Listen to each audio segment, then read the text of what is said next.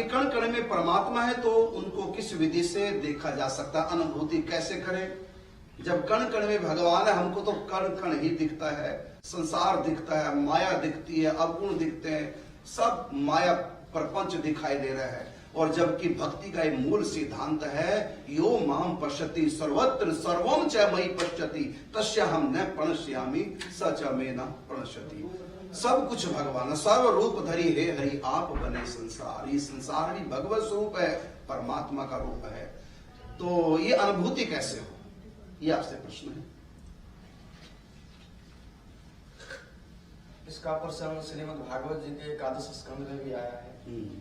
भागवत धर्म में ठाकुर जी उद्धव जी को समझाते हैं जो सारा संसार में ही है, लेकिन फिर अनुभूति कैसे हो, यही प्रश्न उसमें भी है। अनुभूति कैसे हो? तो केवल मुझको देखे, माने मुझको, बस माने, और मानते मानते मैं स्वयं एक दिन प्रकट हो जाऊंगा। जैसा कि उन्होंने कहा है, गधे को भी लेट लेट के प्रणाम करे, माने ये साक्षात श्री कृष्ण। कुत्ते को भी, सुअर को भी, सबको दंडवत प्रणाम करे। तो एक दिन मैं दिख भी जाऊंगा। यानी यही साधना है और यही साध्य है। बस देखे, कण कण भगवान है, यानी साक्षात है ही भगवान, बस देखते जाए, ये मानते रहे, बस मानते रहे। और आपने जो कहा कि दंडवत प्रणाम करो, गधे को भी कुत्ते को भी, तो यहाँ तो हर जीव को प्रणाम करेंगे तो तब तो उठ ही नहीं पाएंगे। कोई ना कोई जीव सामने होते हैं तो व्यवहार कैसे कर पाएंगे? जैसे हम अभी कुंभ के मेले में स्नान करने जाएं तो यहाँ तो हजारों लाखों रास्ते मिलेंगे, तो सबको ही प्रणाम करते चले जाएं तो हम तो 1 किलोमीटर नहीं चल पाएंगे, वहां तक पहुंच नहीं पाएंगे, प्रणाम ही प्रणाम करते रहेंगे। तो यहाँ तो भागवत जी जैसे कि आपने बताया और है भागवत में कि जो भी आपको मिले उनको दंडवत प्रणाम करो, सबके भीतर मैं हूँ, सबको प्रणाम करो। और ऐसा जब तुम करोगे कुछ समय के बाद मैं तुमको सचमुच में दिखने लग जाऊंगा, पहले मानो। अब एक प्रश्न है कि सबको दंडवत यदि करते जाएंगे तो हमारी दिनचर्या ही बिगड़ जाएगी, हम कुछ कर ही नहीं पाएंगे।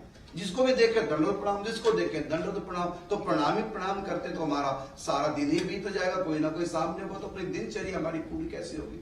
तो ये सभी को प्रणाम करना है क्या, ये जो ठाकुर जी ने कहा है सबको प्रणाम करने का मतलब ये है, जो प्रारंभ में तो वो प्रणाम करे दंडवत शरीर को भी, लेकिन जब ज्यादा हो जाए तो फिर अपना मन से प्रणाम करे, मानसिक प्रणाम करे, भगवत भाव जी। और ये सिया राम में सब जग जाने का रूप प्रणाम जोड़ी जो पाने। अब तुलसीदास जी बैठे रहे जब रामायण लिख रहे थे, तो ऐसा नहीं जो उन्होंने पूरा विश्व में जा के प्रत्येक व्यक्ति को प्रणाम नहीं, विश्व में जाने की आवश्यकता, जो भी सामने आ गया, सामने आ गया। तो जैसे गोस्वामी तुलसीदास जी रामायण लिख रहे हैं, कोई काम कर रहे हैं, सोच में बैठे हैं या पूजा कर रहे हैं, या कहीं भी सामने कोई व्यक्ति आ गया तो अपना काम छोड़ करके उनको दंडवत प्रणाम करें, अपने काम में लगा रहे, उनको भगवान मानकर मानसिक प्रणाम कर लें, इतने से काम चल जाएगा जी। अब उसी का मैं बता रहा हूँ, जब रामायण लिख रहे थे तो बोले सिया राम ने सब जग जाने का रूप प्रणाम जोड़ी जो पाने। तो ऐसा नहीं जो प्रणाम करने के लिए पूरा विश्व में सभी को प्रणाम करने के लिए गए, वहीं से उन्होंने प्रणाम कर लिया, यानी उनकी बुद्धि में बैठ गई सब सिया राम